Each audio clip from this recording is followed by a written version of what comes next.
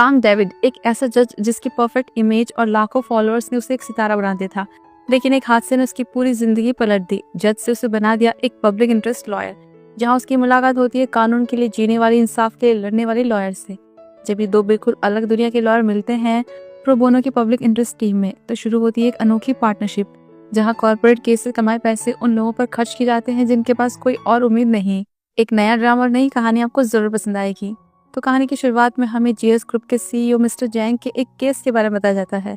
उसके ऊपर फ्रॉड का और सेक्सुअल असॉल्ट का केस चल रहा था, और इस बीच एंट्री होती है एक जाने माने जज कांग डेविड की। वो लोगों में बहुत ही पॉपुलर था, काइंड हार्टेड, बहुत ज्यादा हम्बल, इसलिए लोग उसे काफी पसंद करते थे। और आज वो उसी सीईओ के केस को हैंडल करने वाला था। फिर जब केस की सुनवाई होती है तो मिस्टर जैंग का जो लॉयर था वो कहने लगता है कि हमने सजा को पोस्टपोन करने के लिए फाइल किया है, हमें विक्टिम्स के साथ सेटलमेंट करने के लिए थोड़ा और टाइम चाहिए। उस मिस्टर जैंग पर अपने हाउसकीपर के साथ सेक्सुअल असॉल्ट और कंपनी की सेक्रेटरी पर फिजिकल अब्यूज का चार्जेस लगा था। तो इस पर उसका कहना था कि उन्हें कोई गलतफहमी हो गई होगी, और अब तो काफी लोग सेटलमेंट के लिए मान भी गए हैं, और इसके लिए उन्हें थोड़ा और टाइम चाहिए, कम से कम 3 और हफ्ते।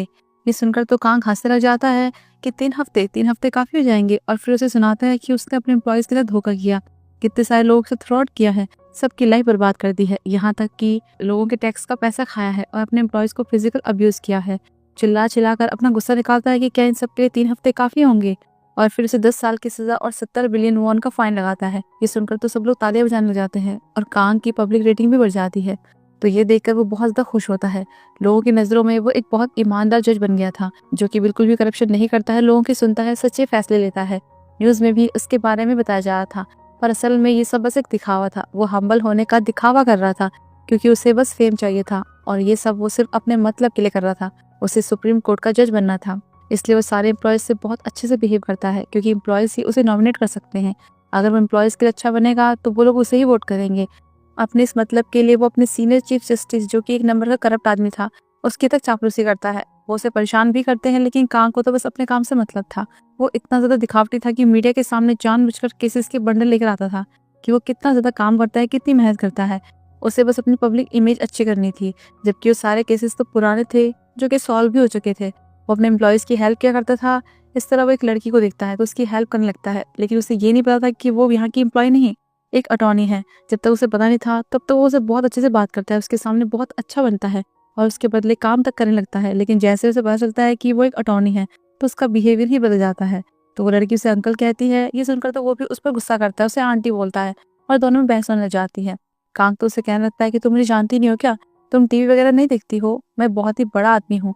कि तभी तो एम्प्लॉय उसे देखने लग जाती हैं, तो वो उनको दिखाने के लिए उस अटॉर्नी के साथ अच्छा बिहेव करता है, ऐसे दिखाता है जैसे कि वो उसकी हेल्प कर रहा हो। ये देखकर तो वो भी चौंक जाती है कि ये किस तरह का इंसान है। इसके बाद जब कांग को पता चलता है कि उसे सुप्रीम कोर्ट का जस्टिस नॉमिनेट किया गया है, तो वो बहुत ज्यादा खुश होता है। फिर अपनी माँ की कब्र पर जाता है, जो कि एप्रिकॉट के पेड़ के पास थी। वो उनके लिए भी एप्रिकॉट लेकर आया था। फिर यहाँ पर हमें फ्लैशबैक में दिखाया जाता है कि उसकी माँ एक फैक्ट्री में काम करती थी। वो बहुत मेहनत करती थी, बहुत ज्यादा परेशानी झेलती थी, लेकिन हमेशा अपने बेटे के सामने स्ट्रांग बनी रहती थी।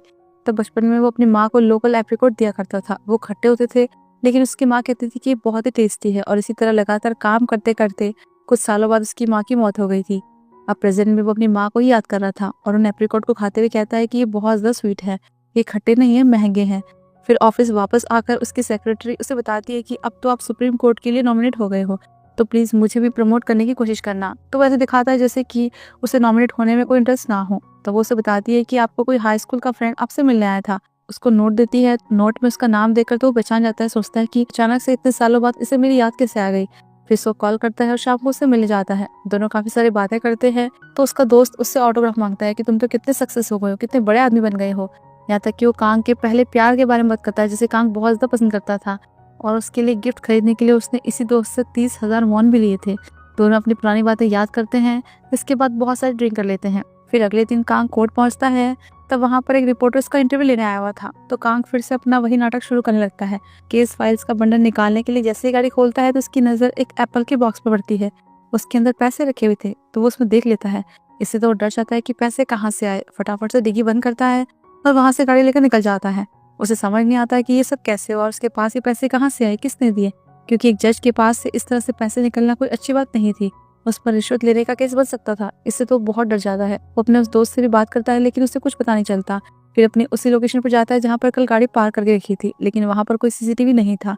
उसे लगने लगता है कि शायद ये कोई ट्रैप है जिसमें कि उसे फंसाया जा रहा है। इसलिए अपने बॉस को सब कुछ बता देता है कि उसका इन पैसों से कोई मतलब नहीं है। उसे नहीं पता कि ये पैसे कहाँ से आए, तो उन्हें भी समझ नहीं आ रहा था कि आखिर वो इससे डील कैसे करे, क्योंकि अगर ये बात बाहर चली गई तो कांग के साथ साथ उनकी रेपुटेशन खराब हो सकती है। तब कांग उन्हें एक मैसेज दिखाता है जो कि उसे बॉक्स में से मिला था। उसमें ये लिखा था कि इस पैसों का सही जगह इस्तेमाल करना। तो उसे आइडिया आता है कि क्यों ना हम इसे डोनेट कर दें, इससे सारी प्रॉब्लम खत्म हो जाएगी। तो वो वैसा ही करता है, लेकिन इससे प्रॉब्लम खत्म नहीं होती, क्योंकि अगले दिन जब वो कोर्ट जाता है तो उसका बॉस उसे अपने पास बुलाता है और पहले तो एक जोर का थप्पड़ मारता है। कहता है कि तुमने मुझे धोखा दिया, मेरे साथ गेम खेला, मैंने तुम्हें कहाँ से कहाँ तक पहुंचाया, लेकिन तुमने क्या किया। उसे समझ नहीं आ रहा था। कहता है कि आप ऐसा क्यों कह रहे हो, आखिर बात क्या है। तो वो उसे उसके और उसके उसी दोस्त की कल रात की वीडियो दिखाता है, जिसमें कि ये साफ दिख रहा था कि कांग खुद वो बॉक्स अपनी गाड़ी में रख रहा था। उस टाइम वो बहुत खुश भी नजर आ रहा था। ये देखकर तो वो खुद ही शॉक हो जाता है। कहता भी है कि ये मैं नहीं हूँ, मैंने ऐसा कुछ भी नहीं किया है, ये कोई फेक वीडियो है। लेकिन उसका बॉस उस पर बिल्कुल भी यकीन नहीं करता। कहता है कि तुम मुझे ठगने की कोशिश कर रहे हो, तुमने मुझे क्यों फंसाया। तो कांग अपने उस दोस्त के बारे में बताता है कि वो मेरा स्कूल फ्रेंड था, वो मुझसे मिलने आया था। तो उसे देखकर तो वो कहता है कि ये तुम्हारा दोस्त नहीं है, ये एक कॉन आर्टिस्ट है जो कि रिलीज होने के बाद लोगों को ठग रहा है, इसलिए ये वांटेड लिस्ट में है। ये सुनकर तो एकदम सुन्न हो जाता है कि ये क्या है। उसे यकीन नहीं होता है कि उसके साथ इतना बड़ा स्कैम हो गया। फिर उसी दोस्त को कॉल करता है, लेकिन उसका फोन बंद आ रहा था। तो उसके बारे में पता करता है। तब पता चलता है कि उसके उस दोस्त की तो 10 साल पहले ही मौत हो गई थी, यानी कि ये सच में एक ठग है। ये सुनकर तो उसे बहुत बड़ा झटका लगता है। उसे बहुत ज्यादा गुस्सा आता है, लेकिन वो इतनी आसानी से हार मानने वाला नहीं था। इसलिए वो पहले वीडियो चेक करवाता है, लेकिन वो कोई डिफेक्ट नहीं थी, उसमें कांग की था। वो सच में उन पैसों को ले रहा था। तो अपने बॉस से बात करता है, उसे थोड़ा टाइम मांगता है, लेकिन वो ये कहता है कि या तो तुम यहाँ से क्विट कर लो, नहीं तो रिश्वत लेने के लिए पुलिस इन्वेस्टिगेशन के लिए तैयार है ना। तो वो इमेजिन करने लग जाता है कि पुलिस उसे ले जा रही होगी और वो चिल्ला चिल्ला कर कह रहा होगा कि मैंने ये सब नहीं किया, लेकिन कोई उस पर भरोसा नहीं कर रहा। अब बॉस की भी जॉब जाए, इसलिए वो कांग को कहता है कि तुम रिजाइन कर दो ताकि मामला यहीं पर खत्म हो जाए। लेकिन इसके बाद वो अपनी कोई लॉ फर्म नहीं खोल सकता। पर वो ऐसे कैसे रिजाइन कर दे, क्योंकि उसकी माँ की आखिरी इच्छा यही थी कि वो एक सक्सेसफुल आदमी बने, ताकि लोग उसे नीची नजरों से ना देखें, उनकी जैसी लाइफ ना जिए। पर वो कैसे हार मान ले, उसे कुछ तो कोशिश करनी पड़ेगी। कि तभी उसे उसकी पुरानी क्रश जोंगमिन का कॉल आता है और वो उसे मिलने बुलाती है। उसे अपनी लॉ फर्म ज्वाइन करने के लिए कहती है मुझे सब पता है जो तुम्हारे साथ हुआ है, लेकिन पूछना मत कि कैसे पता चला, मुझे तुम्हारी हेल्प करनी है, इसलिए तुम हमारी फर्म ज्वाइन कर लो। अब ऐसे में वो मना भी नहीं कर पाता, क्योंकि उसकी जॉब तो जा ही चुकी थी और जोंगमिन की लॉ फर्म बहुत बड़ी और कोरिया की टॉप लॉ फर्म थी, इसलिए उसके ऑफर को वो एक्सेप्ट कर लेता है। फिर अगले दिन वो अपनी जॉब से रिजाइन कर देता है और रीजन ये देता है कि वो बहुत ज्यादा थक चुका है और रेस्ट करना चाहता है। फिर इसके बाद वो अपनी नई फर्म में पहुंचाता है। यहाँ आकर तो वो बहुत खुश होता है, क्योंकि एक बहुत बड़ी थी और बहुत ही रेपुटेटेड। उसे हमेशा से ऐसी जगह चाहिए थी। जोंगमिन से कहता भी है कि मुझे ऐसी जगह से सूट करती है, तो वो उसे उसके नए ऑफिस दिखाने के लिए ले जाती है और एक टीम के बारे में बताती है कि हमने एक नई टीम लॉन्च की है जो कि फ्री में काम करती है, पब्लिक इंटरेस्ट के केसेस को हैंडल करती है। तो इससे काम काफी ज्यादा सरप्राइज होता है कि ये इतनी बड़ी फर्म है, क्योंकि हर घंटे के हिसाब से चार्ज करती है, तो फ्री में काम कैसे कर रही है। फिर इसके बाद वो उसे उसके ऑफिस दिखाती है, तो वो ये देखकर चौंक जाता है। उसकी मुस्कान ही गायब हो जाती है, क्योंकि असल में वो उसी टीम का हिस्सा बनने वाला था। और तब वहाँ का हाल देखकर तो वो और चौंक जाता है। एक तो ऑफिस बेसमेंट में था और वहाँ एम्प्लॉयज के साथ साथ डॉग्स भी रहते थे, क्योंकि वो इंसानों के साथ साथ जानवरों के केसेस भी हैंडल करते थे। अब जोंगमिन तो किसी काम से वापस चली जाती है, तब उसके साथ जो बाकी एम्प्लॉयज थे वो कांग से मिलते हैं, योंगसिल, यूना और जुनू। लेकिन उसे यकीन नहीं हो रहा था कि जोंगमिन ने उसे इन लोगों के साथ काम करने के लिए भेजा है। क्या उसके साथ कोई मजाक कर रही है। बेचारा सोचने जाता है कि अब मेरा क्या होगा, मेरी सक्सेस का क्या होगा। कि तभी वहां पर वही अटॉर्नी आ जाती है, उसका नाम पैम था। तो उसे देखकर तो वो चौंक जाता है और वो भी उसे देखकर हंसने लग जाती है कि तुम तो वही हो ना जो कि मेरी हेल्प करने का नाटक कर रहे थे, लेकिन तुमने तो कहा था कि तुम बहुत बड़े आदमी हो, बहुत इंपॉर्टेंट हो, लेकिन तुम ये कहाँ पर आ गए हो। उसका मजाक बनाती है कि तुम्हें नहीं पता कि लाइफ कब कहाँ पहुंचा दे। अब तो हम साथ में काम करेंगे ना, साथ में जानवरों की हेल्प करेंगे, क्यों, हम कितने लकी है ना। और फिर सब लोग मिलकर उसका इस टीम में वेलकम करने लगते हैं। उसे साथ में डिनर पर चलने के लिए कहते हैं, लेकिन वो तो अंदर ही अंदर पागल हो रहा था कि वो यहाँ पर कहाँ से फंस गया और वो जाए तो जाए कहाँ। ऊपर से ऑफिस ऐसी जगह पर है जहाँ पर धूप तक नहीं पड़ती। कि तभी अचानक से कुत्ता उसके पीछे पड़ जाता है। उससे बचने के चक्कर में वो नीचे ही गिर जाता है, लेकिन वो कुत्ता उसे काटने के बजाय चाटने लगता है। पर उसे इससे तो और भी ज्यादा गुस्सा आ रहा था कि मुझे वापस जाना है। और इसी के साथ ये एपिसोड यहीं पर खत्म होता है। अगर आपको ये ड्रामा पसंद आया तो कमेंट जरूर करना। फिर मिलते हैं अगले एपिसोड में।